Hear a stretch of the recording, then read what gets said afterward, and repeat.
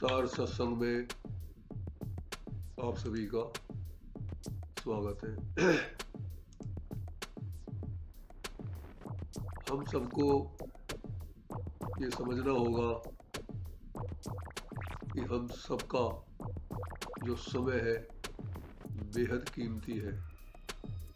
हर दिन नहीं, हर घंटा नहीं, हर मिनट नहीं, एक एक सेकंड हम सभी का अमूल्य है। इसकी कोई कीमत नहीं है। सुबह से शाम तक हम किसी न किसी व्यवहार में रहते हैं, कर्म में रहते हैं। कोई भी मनुष्य बिना कर्म के रह नहीं सकता।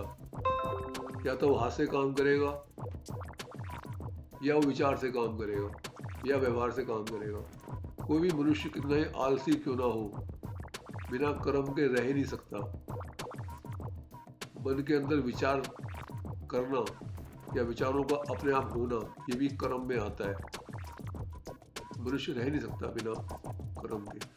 तो इस कर्म के दौरान किसी ना किसी रूप में हमसे गलती हो जाती है।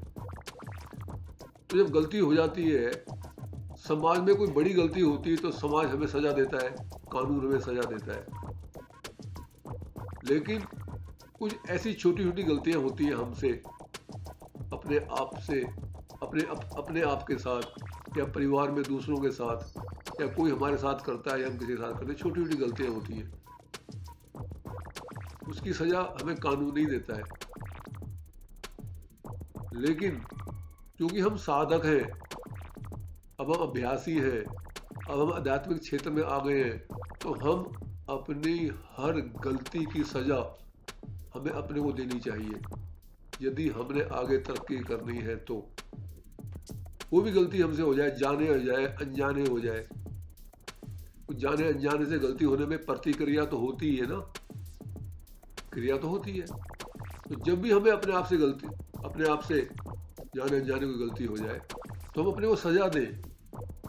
और वो सजा क्या हो, अपने को थप्पड़ तो मार नहीं सकते जोर से, हाथ जोर से लगेगा नहीं, हम अपने को थप्पड़ मारेंगे तो सिस्टम है ऐसा। तो ब्रेन देगा इन ताकत इतनी हाथ को जोर से थप्पड़ मारे। ब्रेन को पता है इसका गाल भी इसका, हाथ भी इसका है, तो वो जोर से नहीं चलेगा। तो हम सजा दें अपने आप को कि आज मेरे से ये गलती हुई है। कोई भी विशेष गलती, छोटी है चाहे बड़ी है, छोटी गलती के लिए छोटी सजा, बड़ी के लिए बड़ी सजा दें। क्या सजा दें अपने आप को? छोटी गलती के लिए 100 जब करूंगी मैं, अब बड़ी गलती तो 500, और बड़ी गलती तो 1000, और ज्यादा गलती 10,000। या आज मैं 10 मिनट ध्यान करूंगा इस गलती की वजह से। आज जो आपने करना है उसके अलावा, ये नहीं जो 3333 जब करने हैं उसके अलावा, ये मैं बात कर रहा हूँ। आज मैं 20 मिनट ध्यान में बैठूंगा, मेरे से गलती हुई है। या परमात्मा से मैं क्षमा याचना करूंगा, उसे प्रार्थना करूंगा कि प्रभु मेरे से गलती अभी दोबारा ना हो। और तो और यदि आपके बच्चों से भी गलती हो जाए तो बच्चों को भी यही सजा दो, खड़े अपने पास पकड़ लो उसको, 100 जप कर। उसे जप का नहीं पता तो कोई बात नहीं, उसे कोई भी नाम दे दो, राम राम का दे दो, जो भी आपको अच्छा लगता है वो नाम दे दो। इतने 100 जप कर, 50 कर, 100 कर, 200 कर, उस गलती के आधार पर। हस्बैंड से भी गलती हो जाए आपके तो हस्बैंड को ही बोलो, चाहे वो भगवान को ना मानता हो। तुम चाहते हो मैं खुश रहूं, मैं नाराजगी अपनी बंद कर दूं, ना जताऊं आगे, तो 100 बार राम का नाम लो, 500 बार लो, या 10 बार लो, या 50 बार लो। कोई दोस्त आपके साथ गलती कर दे, परिवार में रिश्तेदार, तो उनको भी ये कहो भाई मैं आपसे नाराज हूं, लेकिन यदि आपने 100 जब कर ली तो मैं भूल जाऊंगी। ये काम करें, मगर किसी से बैर भाव न रखें, ईर्ष्या न करें। और तरक्की जल्दी करनी है तो जो सत्संग में बताया जाता है, जहां भी आप जाते हैं, या जहां जो बताया जाता है, या कहीं भी आप जाते हैं या घर आते हैं, जैसे यहाँ बताया गया कि 3333 जब करने ही करने हैं और 10 मिनट का ध्यान करना है, तो वो सेम डे करें।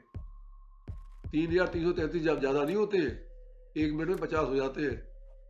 66 मिनट में 3333 जब हो जाते हैं। 66 माने 1 घंटा 6 मिनट में, और 10 मिनट का ध्यान तो वही है। यानी 1 घंटा 16 मिनट का काम है। क्या हम 1 घंटा 16 मिनट अपने को दे नहीं सकते हैं 24 घंटे के अंदर? हमारे के चावल की मशीन, ये मिलें चल रही है आटे चावल की, सेम डे करें खत्म, सेम डे। रात को सोने से पहले 3,333 जब और 10 मिनट का ध्यान करें। और ये सोते समय तक ना हो तो करके ही सोए, उसी दिन करें। और किसी वजह से ऐसी कोई बहुत ही ज़्यादा कोई समस्या आ जाए, बिल्कुल ही कोई ऐसा ना ही हो पाए, तो कल सुबह अगले दिन सुबह उठते ही प्रभु से क्षमा मांगे और सबसे पहले वो काम करें जो पेंडिंग रह गया है। मान लिया आपने 2000 जब के 1333 जब बच गए, तो 1333 जब को पहले करो, उस टाइम छोड़ दो चाय पानी नाश्ता, उसे पहले करो, क्षमा मांगो पहले करो। और थोड़ा उस दिन पहले उठ जाओ, यदि मान लो आप 5 बजे उठते हैं तो उस दिन 5:30, उस दिन आप पूरे 5 बजे उठ जाओ, 4:30 बजे उठ जाओ, 6 बजे उठते तो 5:30 में उठ जाओ, क्योंकि पेंडिंग काम खत्म करना है आपने, नहीं तो आपकी वो दिनचर्या फिर दोबारा से वो चालू हो जाएगी। और किसी से दोस्ती करनी है, बातचीत करनी है, तो गुरु बहनों से ही बात करो या गुरु भाइयों से ही बात करो, अनावश्यक किसी से बात करने की जरूरत नहीं है। तो उनसे बात करते हैं तो दिमाग कहीं और चला जाता है और घुस जाता है, संसार पैदा होता है हमारे बीच में। ऐसी बातें करेंगे भाई संसार पैदा हो हमारे बीच में, परमात्मा की बात करोगे तो परमात्मिक बातें पैदा होंगी हमारे भीतर। आप इस समय बहुत ही ज्यादा बलवान हो, बहुत ही ज्यादा धनवान हो।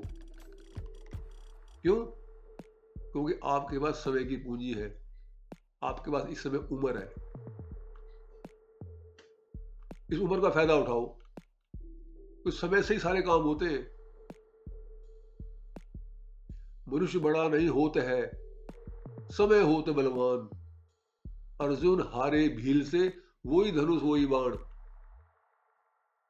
जब अर्जुन आ रहा था, जब श्री कृष्ण जी ने शरीर छोड़ दिया द्वारका के अंदर, तो उसने कहा कि यहाँ से चलो कुछ लोगों को अपने हस्तिनापुर ले आता हूँ। तो कुछ महिलाओं को अपने साथ लेके आ रहे थे।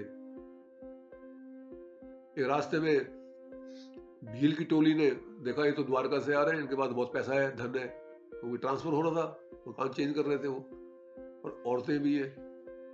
उन भीलों ने, उनमें से एक भील ने अर्जुन को हरा दिया, पैसा भी लूट लिया, कुछ औरतों को भी लूट लिया, बड़ी समस्या हुई थी उसमें। और उसी अर्जुन ने कुरुक्षेत्र के युद्ध में अकेले 20-25 लाख मार दिए थे, 40 लाख में से लाखों आदमी अकेले अर्जुन ने मार दिए थे। तो मनुष्य बड़ा नहीं होता, समय बड़ा होता है। तो ये समय इसमें आपके पास है, आप इसमें बहुत बड़े हैं। इस समय को ना खराब करें, इसका गुड यूज करें। ये ना कि बाद में पछताना पड़े, फिर पछताने से कुछ नहीं होता। आछे दिन पाछे गए, हरीसों क्यों ना हेत, अब पछताए क्या होत है जब चिड़िया चुग गई खेत। तो ये समय है, इसकी इज्जत करें, इसका सम्मान करें। 80 साल की उम्र में आप साइकिल नहीं चला सकते, यदि आपको साइकिल चलानी है तो आपको 10-12 साल की उम्र में सीखनी पड़ेगी, क्या जब तक शरीर में जान है। 80 साल की उम्र में तो, 40 साल में उम्र में तो जमीन पर नहीं चला जाएगा, खुद ही डंडा लेके चलना पड़ेगा। तो सारे काम समय से होने चाहिए। यदि हम हरा चश्मा पहन लें, सब कुछ हरा तो दिखेगा हमें, लेकिन हरा हो नहीं जाएगा। हमें गलतफहमी नहीं रहना चाहिए। कई लोग नीला चश्मा पहनते, पूरी दुनिया को नीला देखते हैं, हरे से हरा को देखते हैं। वो वहीं तक सीमित है जहां तक चश्मा है, जहां तक उसकी आंख है, उसके बाद नहीं। यदि कोई डेड बॉडी जा रही होती है, कोई जनाजा जा रहा होता है, यदि आदमी जब कोई मर जाता है, तो हम तो नहीं मर जाते, वही तो मरा है जो हमारे सामने गया है।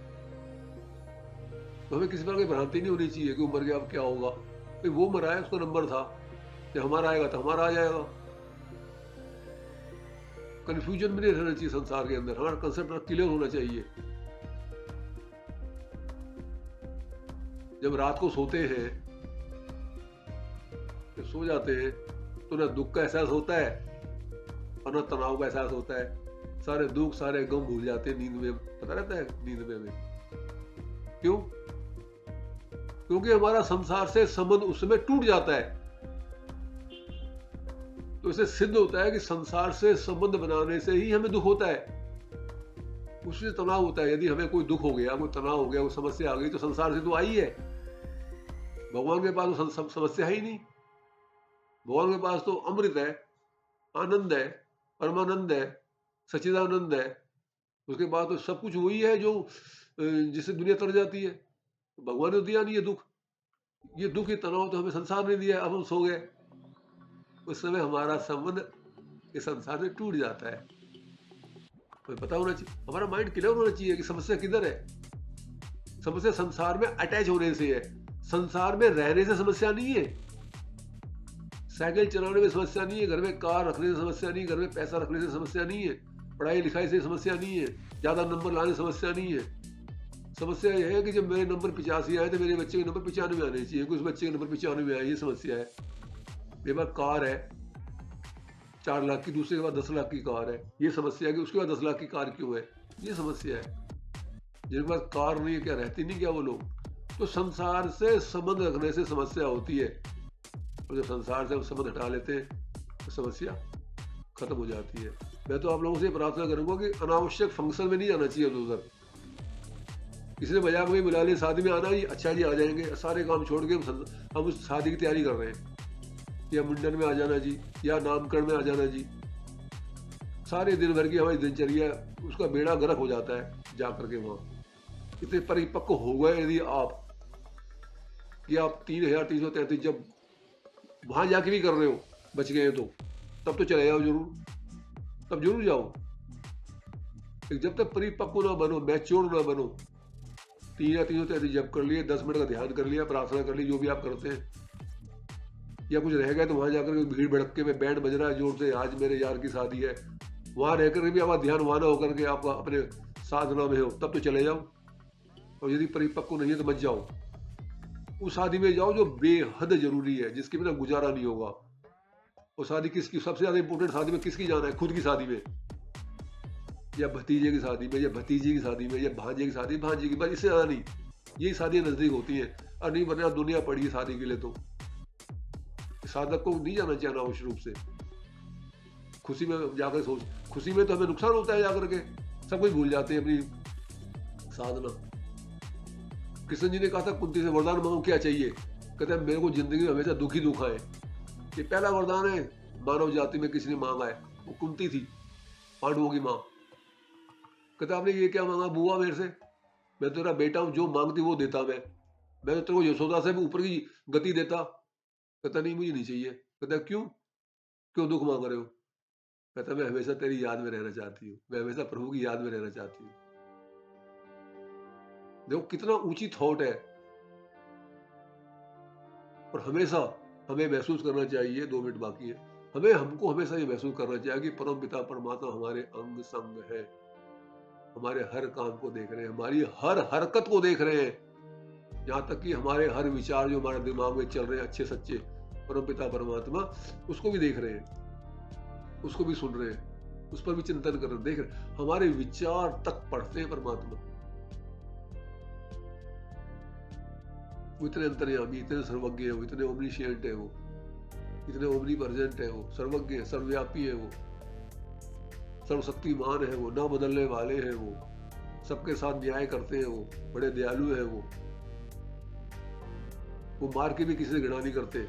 उन्हें कंस को मार दिया, उन्हें हिरण्यकश्यप को मार दिया, उन्हें रावण को मार दिया, घृणा नहीं करी, मगर गलत काम किए मार दिया बस।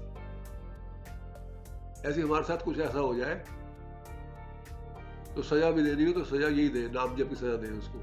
गुरु भाई में भी आपस में लड़ाई हो जाए, गुरु बहनों भी आपस में लड़ाई हो जाए तो भी कहे गुरु बहन गलती आपकी थी, ऐसा करो 300 जप करो या 500 जप करो या 20 मिनट ध्यान करो या प्रार्थना करो। और ऐसा लगता है कि आसपास ही वो रहता है, आसपास ही रहती है, तो घर चले जाओ उसके, चल मेरे सामने जप कर, मैं भी तेरे संग जप करती हूँ।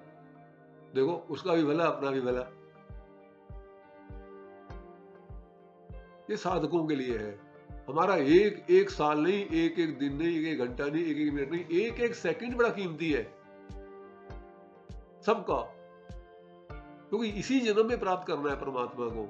अगला जन्म किसने देखा है पता नहीं। परमात्मा 84 लाख योनियों के बाद दे नया जन्म, ये नया जन्म मिलता ही ऐसे ही है, 84 लाख योनि के बाद मिलता है।